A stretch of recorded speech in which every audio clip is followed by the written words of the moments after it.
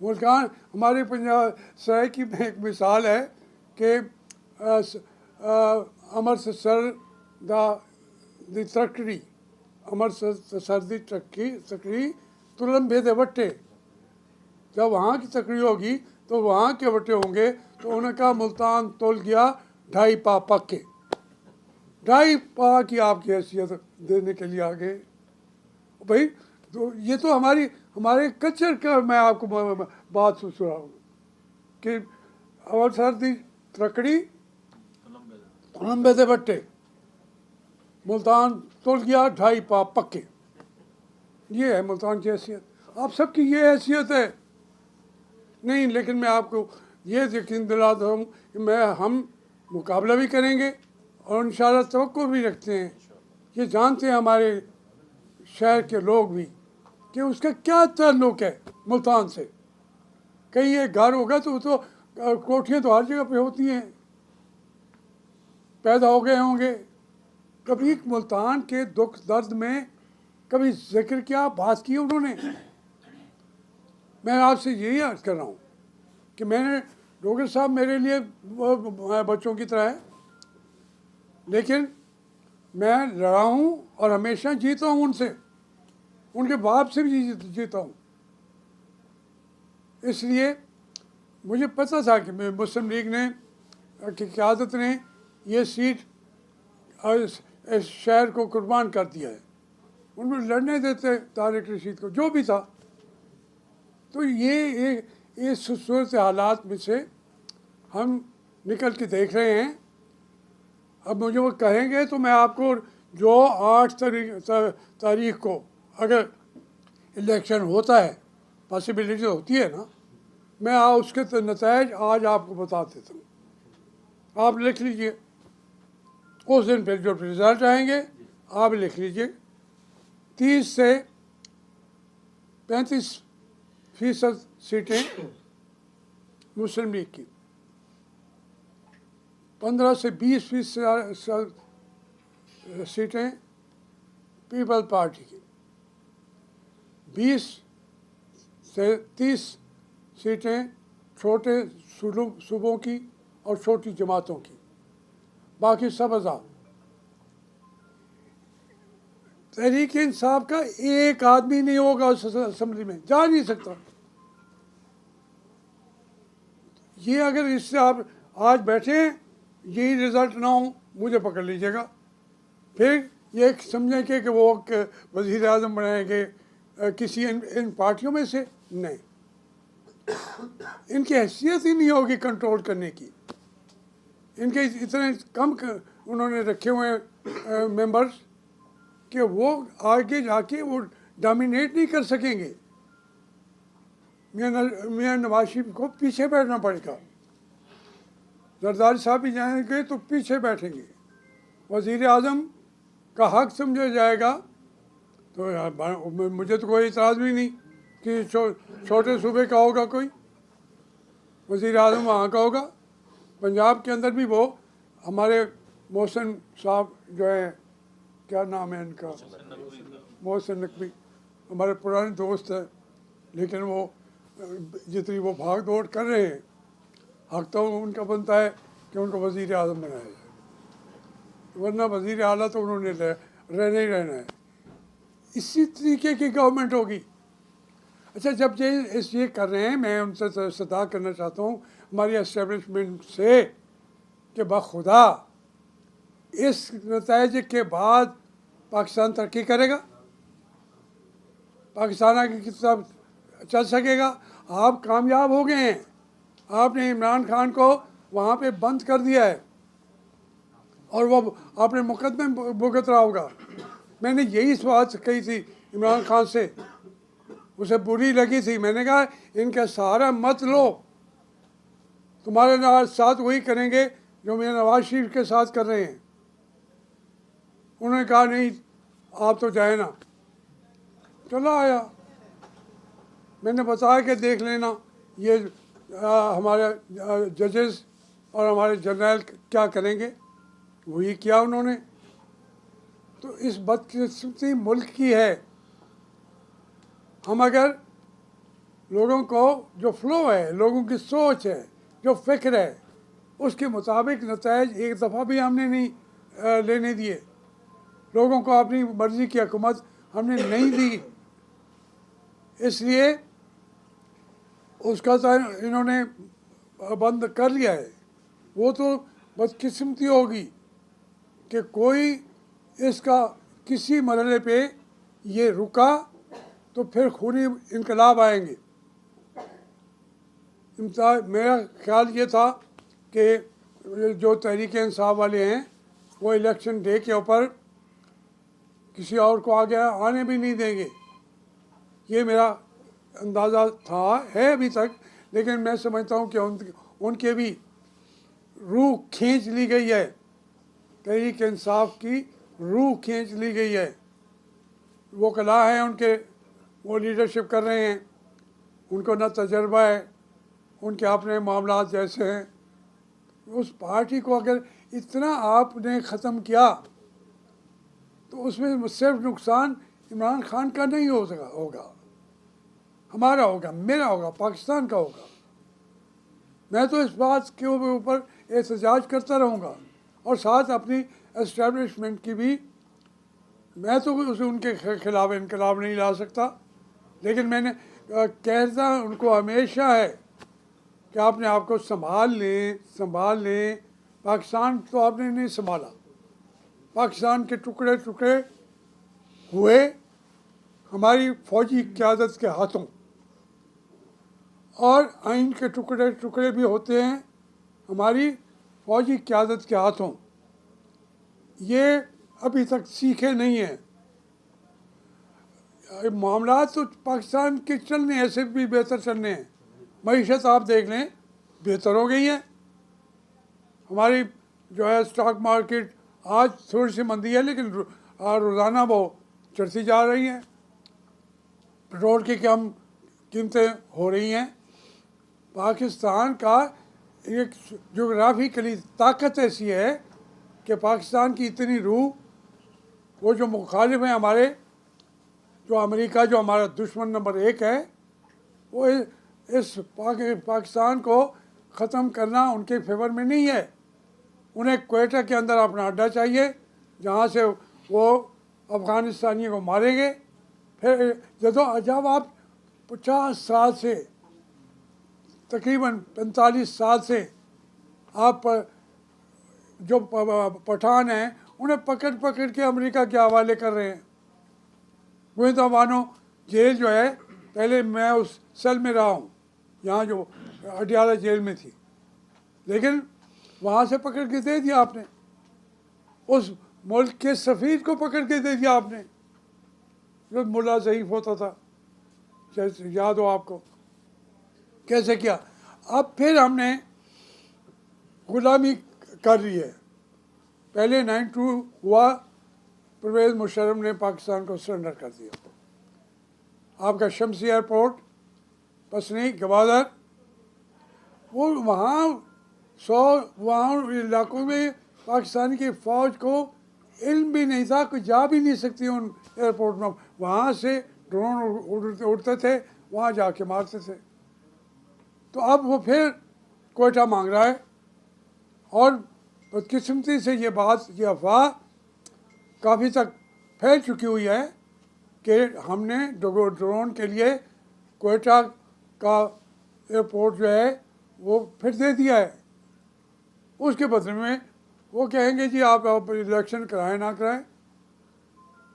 पहले अमेरिका का दौर था कि वो उनका हुक्म था कि इलेक्शन कराएं, जैसे भी होते हैं कराएं। अब वो शायद मामला ठीक हो गए तो अमेरिका कहेगा ना कराएं, हमें आप अमेरिका का बेस दे दें, ना कराएं। तो पाकिस्तान के ख़िलाफ़ बैनुल-अक़वामी साजिशें हो रही हैं। हमारी फ़ौज बार बार उन साजिशों का हिस्सा ना बने, इनकी मजबूरियाँ हैं। हमें तो तनख्वाहें भी अमेरिका से लेनी पड़ती हैं। हमारी तो प्रमोशन भी के बाद, मैं नहीं कह रहा, ये हमीद गुल ने हमें सब के सामने बैठ के कहा, पब्लिकली कहा, टीवी पे कहा, एंकर्स के सामने कहा कि हमारी जो है ब्रिगेडियर से ऊपर जब प्रमोशनें होती हैं तो अमेरिका को पहले उसको बताया जाता है। तो जब आज ये कौम इस तरह फंसी हुई है, अज़ाबों के अंदर फंसी हुई है, उसके अंदर इमरान खान अगर खड़ा हो गया है एस्टेब्लिशमेंट के ख़िलाफ़ तो वो पूरी कौम उसको आज चाह रही है, उसको हीरो कहती है। मैं ये बात मानूँ या ना मानूँ, मुझे इमरान खान पसंद हो ना हो, मुझे उसके लक्षण अच्छे लगते हो ना लगते हों, लेकिन मैं जानता हूँ कि पूरी कौम उसको लीडर तस्लीम कर चुकी है, उसको हीरो तस्लीम कर चुकी है। अब उसको आप कितनी देर जेल में बिठाएंगे? जब उसको निकालना पड़ेगा। अगर वो मज़ीद उसने स्टैंड लिया, उसकी हिम्मत है, स्टैंड लिया हुआ है उसने, मज़ीद उसने लिया तो मुश्किल हो जाएगा। मेरी सबसे बड़ी एस्टेब्लिशमेंट जो है उसको ऊपर थ्रेट आएगा। मैं अपनी एस्टेब्लिशमेंट का प्यार करने वाला हूँ, उनको और बचाना चाहता हूँ। मैं कहता हूँ तुम्हें मेरे महबूब भी हो, तुम मेरे कातिल भी हो। नहीं, यही महबूब है, यही कातिल है। इसके बावजूद बचाने की कोशिश कर रहे हैं। हम इमरान को बचाने की कोशिश मैं नहीं कर रहा, मैं एस्टेब्लिशमेंट को बचाने की कोशिश कर रहा हूँ। तो ये गुजारिशात हैं, मैंने आपके सामने रिजल्ट भी तो बता दी है, कंस्ट्रेंट्स भी बता दिए हैं, कौम के जो मसाइल हैं वो भी बता दिए हैं। अगर आप इसके बाद भी ये इलेक्शन ऐसे जो कर रहे हैं, ये इलेक्शन नहीं है। हम तो खड़े रहेंगे, हम नहीं बैठेंगे, लेकिन आप ये सोच लें कि ये इंतखाबात के मीनिंग में भी ये इलेक्शन लिखे भी नहीं जाएंगे, कोई मानेगा भी नहीं। और जब ये इनका नतायज को कबूल नहीं करेंगे, मैं तो नहीं करूँगा, मैं तो इसके नतायज को नहीं कबूल करूँगा, कौम भी नहीं करेगी। फिर रास्ता कौन सा है आपके पास? मेरी एस्टेब्लिशमेंट। तो मैं तो सैयद का जिक्र कर रहा हूँ यार। दुरूद शरीफ पढ़े, दुरूद शरीफ। मैं अजान का एहतराम बिल्कुल है, लेकिन इसके बावजूद मुझे मसाइल का वैसे पता है कि अजान होते हुए हम बहुत ज़्यादा चूँकि मज़हब को पसंद करते हैं, लेकिन मज़हब ने कभी पाबंदियाँ नहीं लगाई। वो चूँकि मैं नहीं जिक्र करना चाहता, कहीं कहीं आप कुछ से कुछ ना लिखते हैं तो हाँ, गुजारिश ये है, चलो खामोश हो जाते हैं थोड़ी।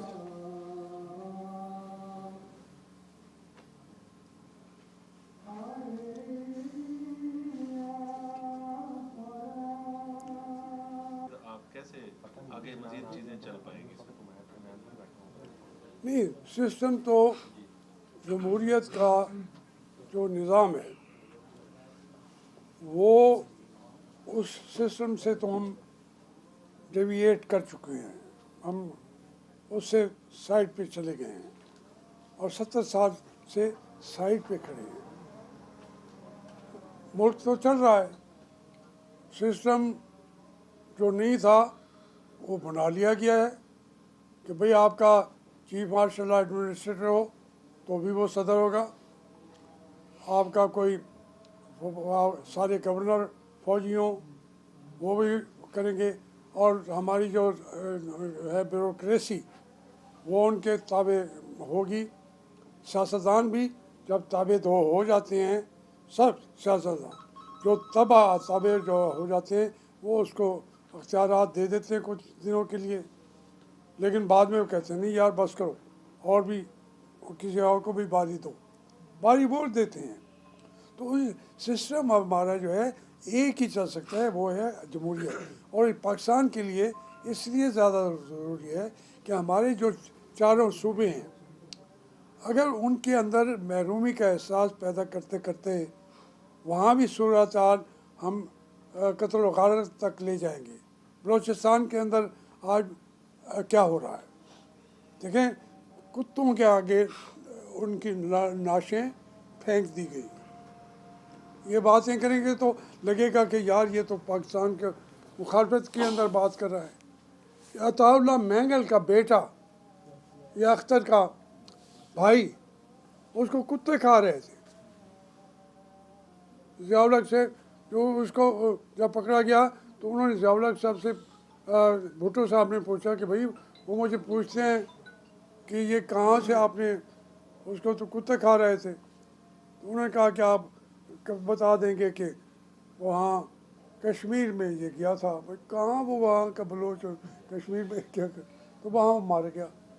तो ये आज नहीं कर रहे हम अपने इन छोटे ये उनकी मर्ज़ी है, हिम्मत है बल्कि वहाँ की क़यादत की कि जिसके भाई को कुत्ते खा रहे हों उसी फौज के साथ वो बैठते हैं।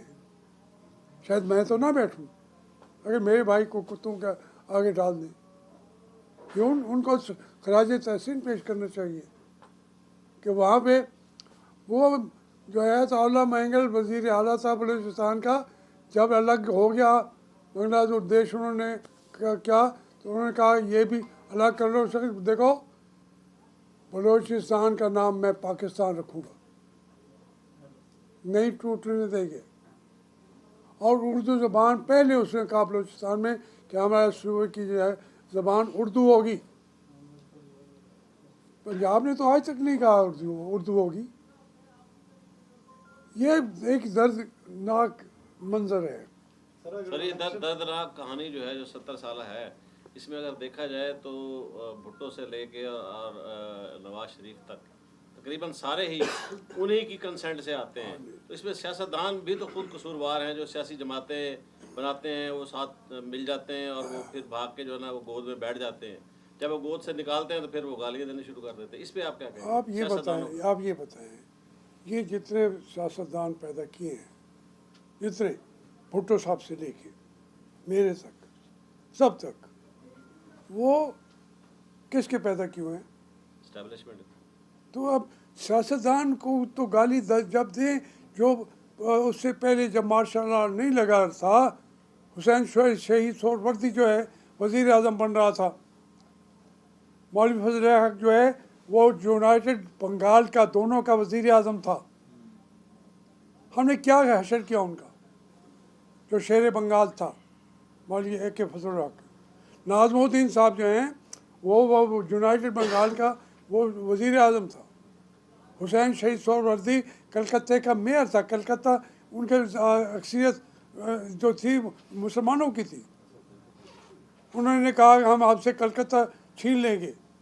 वो समझते थे कलकत्ता जो है वो बंगालियों के लिए मक्का है, लेकिन उन्होंने कहा हम इस मक्के को भी छोड़ देंगे, हमने पाकिस्तान बनाना है।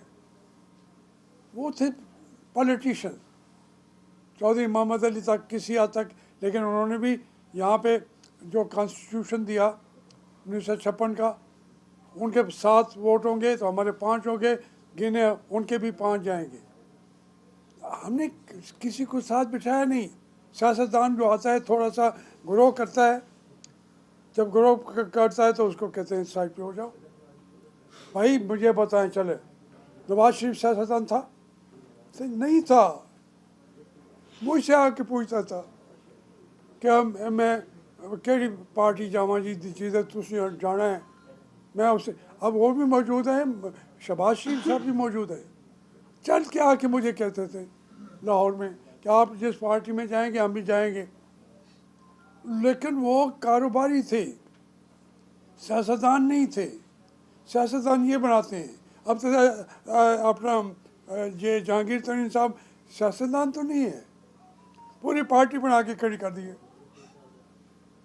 दुकान से उठते हैं, कारोबार से उठते हैं, वो सारे के सारे उनको अब फिर कहते हैं देखिए जी सियासतदानों का कसूर बहुत है। भाई जहन्नम में जाए ये सारे सियासतदान, ये सियासतदान है नहीं। देखिए पहली जमात चौथी जमात से मैं सियासत में हूँ, इसके बावजूद मैं अपना गुनाह मानता हूँ कि मैं 1 साल के लिए इलेक्शन के लिए उसने कहा था, मैं क्यों गया। ये क्यों नहीं कहते, माफ़ी क्यों नहीं मांगते अपनी कौम से। वो कहते हैं हम तो किबला वनम है, वो दूसरा किबला दोम है, तीसरा किबला सोम है। कितने कब किबले इकट्ठे करेंगे, कहाँ करेंगे। तो ये सियासतदान नहीं है। अगर सियासतदान हो, आज मैं आपको बताऊं, ये सारी जमातें इकट्ठी हों, इनमें मौलाना फजल रहमान थोड़ा सा सियासतदान है, लेकिन उसकी ज़िंदगी पे भी 4 दफ़ा तो हमले हो चुके हैं। इनका आज ये खड़े होके मुतालबा करें कि हमने जमहूरियत चलेगी जब कि हमें तमाम सियासतदानों को आप बराबरी के मौके देंगे। और हमारा मुतालबा है, सबसे पहले इमरान खान को रिहा करो।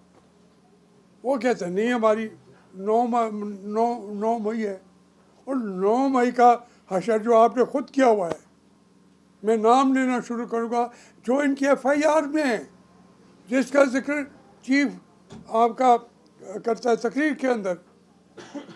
वो तो सबको वो इलेक्शन लड़ रहे हैं, वो तो कि पाबंदी है।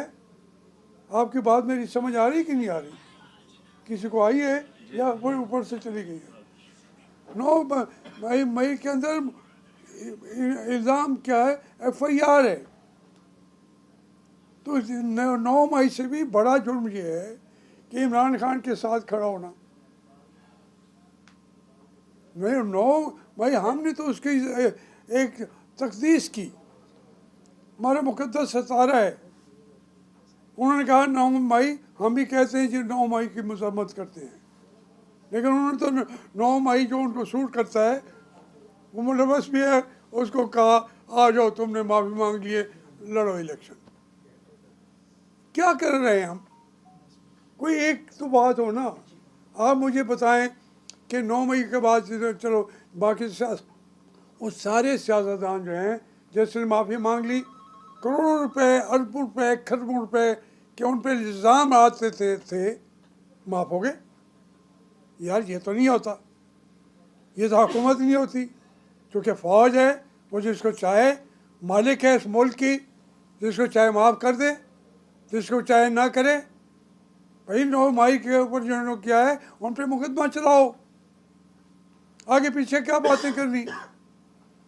अब वो कहते नहीं जी, चूँकि इलेक्शन हो रहे हैं तो हम उसको अब अहमियत दे के आगे नहीं लाना चाहते। उसके ऊपर इन्होंने किसी को बख्शा नहीं है। कहाँ ये बात करने के काबिल हैं। हमारी जो ये फौजी चुनता है, नहीं दिखा कर सकते। मैं कहता हूँ कि ये बैठ सकते हैं 10 से 15 साल हुकूमत में बाकायदा चला सकते हैं। जो हमारे सियासतदान हैं, क्योंकि उन्हीं के बनाए हुए हैं, उनके अंदर सख्त भी अभी नहीं आ रही। बड़े से बड़ा हो जो सियासतदान, कोई बोलेगा नहीं। अब मैं बोला हूँ पूरी ज़िंदगी, मेरा हशर क्या किया उन्होंने, आप सारे गवाह हैं। मुझे इसमें मुल्तान में बैठने की जगह नहीं छोड़ी मेरे लिए। आज भी मैं आ रहा था, मैंने कहा, मैं शाह साहब ने कहा, उनकी पूरी गली हमने रोकी हुई है एक फंक्शन करके। मुझे उसका भी अफसोस हो रहा है। मुझे तो आपके प्रेस क्लब तक आज तक जाने की इजाज़त नहीं है। आपका फुल किराया भी दूं, मुझे वहाँ प्रेस कॉन्फ्रेंस करने की इजाज़त नहीं है। तो मैंने तो अभी जो कागजात मंजूर होने थे, मैं तो उस मराहल से गुजरा हूँ। जैसे मैं तो पिछले इलेक्शन में, अभी आपके सामने है, इब्राहिम जो है अपना इब्राहिम खान, उसके कागज़ क्यों मुस्तरद किए हैं? क्यों मुस्तरद किए? कि उसके वो नादहिंदा है। पिछले इलेक्शन में वो दहिंदा था। 3 आदमी थे, तीनों नादहिंदा थे। वो उड़ गए उनके कागजात। एक का नाम था इज़्ज़त मुआब जनाब यूसुफ रज़ा गिलानी, 32.5 करोड़ उनकी जौजा मोहतरमा से, वो उन्होंने जो था प्रिजाइडिंग ऑफिसर, उसने उसको उड़ा दिया। जावेद अली शाह के 4.5 करोड़ का नादहिंदा, उसको उड़ा दिया। इब्राहिम उस वक्त भी 60 करोड़ का नादहिंदा, उसकी भी उड़ा दिया। फिर एक ही कागज़ मंजूर हुए, वो थे जावेद हाशमी के। मैं बिला मुकाबला वजीर अपना MNA बन गया था 2018 के इलेक्शन में। कानो कान खबर नहीं आने दी, आप लोगों को पता ही भी नहीं है। और अगर आज मैं कहता हूँ, चाह के देखो इब्राहिम क्यों नहीं लड़ रहा। बात यह है कि यहाँ पे जब रास्ते वो बंद करते हैं तो आपके दोस्त भी आपसे मुंह मोड़ लेते हैं। सर, अगर 8 फरवरी को जैसे आप कह रहे हैं इलेक्शन आपको नजर नहीं आ रहे होते, आगे क्या नजर आ रहा है, क्या सेटअप? यही काकड़ नकवी साहब ये रहेंगे निगरान सेटअप, या कुछ और होगा, कोई कौमी हुकूमत? मैं बल्कि यूँ कह रहा हूँ कि एक हालात को कंट्रोल कर लिया है हमारी एस्टेब्लिशमेंट या हमारी फ़ौज ने या हमारे कमांडर चीफ ने। वो 8 मई को करा भी दें इलेक्शन तो उनको कोई फ़र्क नहीं पड़ेगा। वहाँ पे भी काकड़ का भाई होगा MNA कोई। लेकिन मैं उनसे दरख्वास्त कर रहा हूँ कि आपका कंट्रोल हो गया है। हत्ता कि आपने सबसे जो ताकतवर फोर्स इमर्ज की थी जमहूरी, वो समझते हैं कि हम अभी भी उड़ा देंगे जो वकला हैं इमरान खान साहब के। मैं समझता हूँ कि नहीं, वो उनके झांसे में आ चुके हुए हैं और उन्होंने इमरान खान साहब को वक्ती तौर भी सही और एक तरीके का उल्लुए मुअत्तल बना लिया है। तो अब वो कराएं या ना कराएं फ़र्क नहीं पड़ता। उन्होंने अब बैठ के देखना है कि हम किस को कहाँ कहाँ पे कर सकते हैं। सेटिंग हो चुकी है तो क्या हर्ज है, करा दें इलेक्शन। लेकिन अगर देखेंगे इलेक्शन होने के बाद वहाँ मसाइल पैदा कर सकते हैं सियासतदान, तो फिर कहेंगे ना कराओ, 1 साल के लिए मुलतवी कर दो। तो ये कोई अब ये कहते हैं इंतखाब होना ना होना, ये बिल्कुल रिलेटिव हो गया है, बेमानी हो गया है। अच्छा सर, ये बता दीजिए कि जहांगीर तरीन साहब ने इस्तेहकाम पाकिस्तान पार्टी बना ली, उनको सर लोधरा में 2 अपने और एक और कैंडिडेट मिला और मुल्तान में भी एक कैंडिडेट वो खुद है। तो अभी आप बताइएगा, टोटल उन्होंने जनूबी पंजाब में 12 कैंडिडेट जो है वो इस वक्त तक उनसे बन पाए। तो आप समझते हैं कि क्या इस पार्टी का मुस्तकबिल होगा और यहाँ मुल्तान से भी वो इलेक्शन में हिस्सा लेंगे? नहीं, मैं देखिए जी, मैं किसी को अल्लाह करे मुस्तकबिल उनका और रोशन हो जाए, लेकिन जिन्होंने बनाई है, जहांगीर तरीन साहब का ख्वाबे भी नहीं सोच सकते थे कि मैंने पार्टी बनानी है, ना उन्होंने बनाई है। जिन्होंने बनाई है उनसे पूछो, कमिश्नर मुल्तान से जाके पूछो। लोगों को बुला के कहता है इधर वोट दो, इधर ना दो, इधर दो। यार ये दौर तो ये आया हुआ है, कहाँ बैठा होगा कल को ये कमिश्नर बुला के वोट इसको देना है उसको देना है। सर, अगर हल्के की आवाम ने आपको हमेशा की तरह मोहब्बत से नवाजा और आप कामयाब हो गए, तो किसको सपोर्ट करेंगे पार्लियामेंट में जाके? नवाज शरीफ? नहीं, मैं उन असूलों को सपोर्ट करूँगा जिसके लिए मैंने अपने 60 ईयर्स जो असूलों पे खड़ा रहा हूँ। उसमें अगर इमरान का के लोग भी गलत करेंगे तो मैं कह देता हूँ। मैं नवाज शरीफ साहब के भी कह देता हूँ। मैं वो उसी बात को कहने के लिए तो इलेक्शन लड़ रहा हूँ। 74 साल मेरी उम्र हो गई है। मियाँ नवाज शरीफ साहब मुझसे 2 महीने छोटे हैं। तो मैं अपना बाकी कुछ मुझसे बड़े भी सियासतदान हैं जो जब मौजूद हैं। मुझे बीमारियों ने घेर लिया, लेकिन उसके बावजूद मैं हर इंतखाब लड़ा है। मैं बिला मुकाबला हो गया उन्हें आपके 2018 का। तो इसलिए मैं अपना रोल जो है वहाँ पे भी मैं यही रखूँगा कि जमहूरियत जब तक पाकिस्तान में नहीं आती, आप मिल के सियासतदान उनको कहूँगा कि मिल के बैठो। हुकूमत का हिस्सा बनेंगे या पोजीशन में रहेंगे? नहीं, मैं हुकूमत का तो लाहौल वला कुव्वत नहीं। मैं देखें, आपने फिर छेड़ा है। मैंने मुल्तान के अंदर, एक सेकंड जी, मैंने मुल्तान के अंदर जितने इस मुल्तान को तरक्की दी है, आपको लोगों को ख्वाब ख्याल भी नहीं होगा। एयरपोर्ट, ये इंटरनेशनल एयरपोर्ट है, यूसुफ ज़ाद साहब 8 साल बाद बने। 1999 में इसका इफ्तिताह हो गया, जहाज़ चल पड़े, नाम भी मुल्तान इंटरनेशनल एयरपोर्ट रखा गया। वो ऑन गोइंग प्रोजेक्ट था, वो एक हुकूमत के अंदर मुकम्मल भी नहीं होता।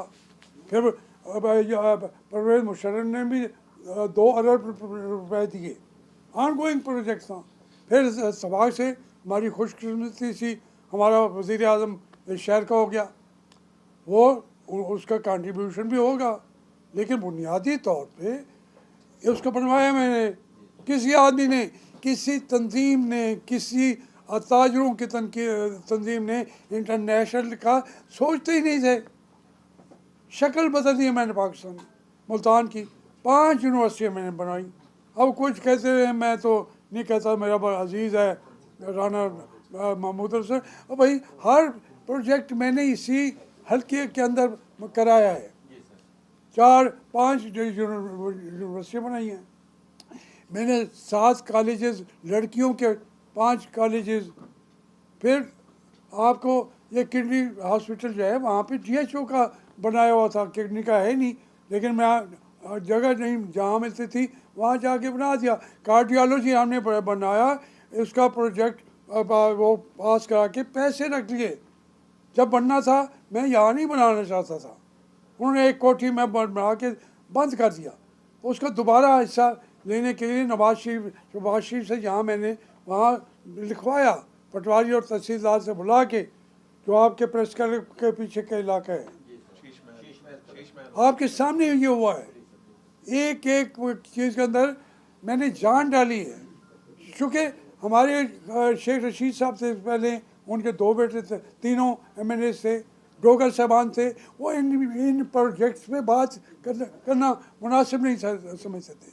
और मैं शामू साहब और अपना यूसरा गिलानी साहब, सिकंदर बोसन, वो तहसील के अंदर की उनके हलके थे, वो जो काम करते थे या नहीं करते थे वो वहाँ करते थे। शहर में उन्होंने एक प्रोजेक्ट लेके नहीं आए। हत्ता कि आपकी ये फ्लाईओवर, अभी उनसे पूछे, ये फ्लाईओवर हमने प्रोजेक्ट बना के कर दिया। वज़ीर आज़म थे उस वक्त यूसुफ गिलानी साहब, उन्होंने कहा जी मैं भी अपना हिस्सा डालना चाहता हूँ, मैं इसी शहर का वज़ीर आज़म हूँ। उसको मैंने मंजूर कराया। एक एक चीज़ आप उठा के देखेंगे, मैंने अपनी ज़िंदगी के अंदर जितनी जंगें लड़ी हैं यहाँ के लिए, ज़बरदस्ती कब्ज़े कराए सरकारी ज़मीनों पर, ताकि वहाँ, अच्छा फिर 14 कॉलेजेस मैंने बनाए। इसलिए मैं आप ये बात जो फरमा रहे हैं, ये मेरा रोल जो है, अपोजिशन में रह के भी मैं ये सब कुछ करा चुका हूँ। और बानी PTI का मुस्तकबिल क्या देख रहे हैं? इमरान खान का क्या आगे फ्यूचर? नहीं, मुझे तो जिस तरीके से उनके साथ हो रहा है, अगर वो उनका मुस्तकबिल बहुत अच्छा नहीं समझ रहा मैं, लेकिन ये पाकिस्तान का मुस्तकबिल है। इमरान खान या सारे सियासतदान, ये पाकिस्तान का मुस्तकबिल हैं। हमें उसका साथ देना चाहिए। एक आदमी को आप जेल में डाल के, कोई केस भी नहीं है, कोई एक केस शुरू तो कर बैठे, सजा तो दे देते किसी में, ये कोई तरीका नहीं है। उसका मुस्तकबिल तो हो ना हो, पाकिस्तान का मुस्तकबिल मुझे अजीज़ है। इमरान खान को तो ये बेशक हो सकता है वो सज़ा भी दे दें, शामूद साहब को भी सज़ा मिलेगी। अब आपके शहर का है यार शामूद, हम उसका आप मैंने मुझे सवाल ही भी नहीं करते। जो खड़ा है, स्टैंड लेके खड़ा है, जेल में एक रात भी अपनी मर्ज़ी से कोई नहीं रह सकता। और वो तो कभी गए ही नहीं, उसके साथ जो हो रहा है आपके सामने हो रहा है। इस हुकूमत ने जो मौजूद है ताकत में, इन्होंने जितनी ज़्यादतियाँ की हैं, जुल्म किया है पॉलिटिकल लीडरशिप के साथ, पॉलिटिकल वर्कर्स के साथ, ये पाकिस्तान की तारीख में कभी हुआ नहीं है। मैं सबसे ज़्यादा टॉर्चर मैंने फेस किया हुआ है। मुझे तो मुल्तान में बर्फ़ की सिलों पे, लाहौर से मैं आया था, पकड़ के सुला दिया उन्हें जनवरी की रात में। मेरे सारे कपड़े उतारे, मेरी टाई, मेरे सारा अंडरवियर, और फिर उस बर्फ़ के ब्लॉक पे ऊपर हथकड़ियाँ लगा के फिर सुलाया हुआ था। जनवरी का मौसम था। मैंने सिविल हुकूमतों का तशद्दुद भी देखा है। भुट्टो साहब के दौर में भी तशद्दुद हुआ। अब शहबाज शरीफ ने हमारा वहाँ का न मसला न कुछ न, वो जो मेरे अजीज़ों के पास 100 साल से पहले ज़मीन थी, वो इन्होंने वहीद अलई साहब को जाके वो छीन ली। किसी ने मुझे बख्शा नहीं है। इमरान खान साहब के दौर में 17 करोड़ का मेरा जो है, नहीं जी मेरा जाल तो वो तो फूटी कौड़ी है। जो आप चूँकि समझते नहीं है ना, उन्होंने भी उसी को हाईलाइट किया। भाई मेरा चला गया उसके अंदर control shed, 3 crore control shed, 1 crore control shed जो है वो 5 करोड़ का बना हुआ था। मेरी कैटन फैक्ट्री को उड़ा दिया। मेरी वहाँ पे लेबर कॉलोनी थी, वहाँ मेरा अपनी जो जहाँ मैं इलेक्शन लड़ता था वो एक घर बनाया हुआ था 3 कमरों का, बेडरूम का। अभी तक वो सारा, ये अफसोसनाक बात है आपके लिए, आप ज़रा आज से गिला भी करूँ, वो सामान वैसे का वैसा 12 एकड़ में वहाँ पे पड़ा हुआ है। वो छोटा सा गज़ा आपको नज़र आएगा, अभी जाके देखें उसको। लेकिन मुझे कोई गिला नहीं। मैं कहता हूँ ये इमरान, उसी वक्त भी मैंने कहा इमरान खान ने नहीं किया, ये जनरल बाजवा ने किया है, जनरल हमीद ने किया है। मेरा तो जनरल बाजवा आज भी वहीं खड़ा है। मेरा नवाज शरीफ का जनरल बाजवा और इमरान खान का जनरल बाजवा बदल गया। इन्होंने तो उसको एक्सटेंशन दे दी सारे हमारे सियासतदानों ने। तो मेरी जंग क्या पित्ती, क्या मैं पिद्दी का शोरवा, मैं फौज के साथ लड़ रहा हूँ। हंसी नहीं आएगी अब वाक़ई। लेकिन वो मेरे खून का हिस्सा है कि जहाँ ज़्यादती हो रही हो, जहाँ कानून की खिलाफ वर्जी हो रही हो, मैंने स्टैंड लेना है। कोई चाय तो पी लेना।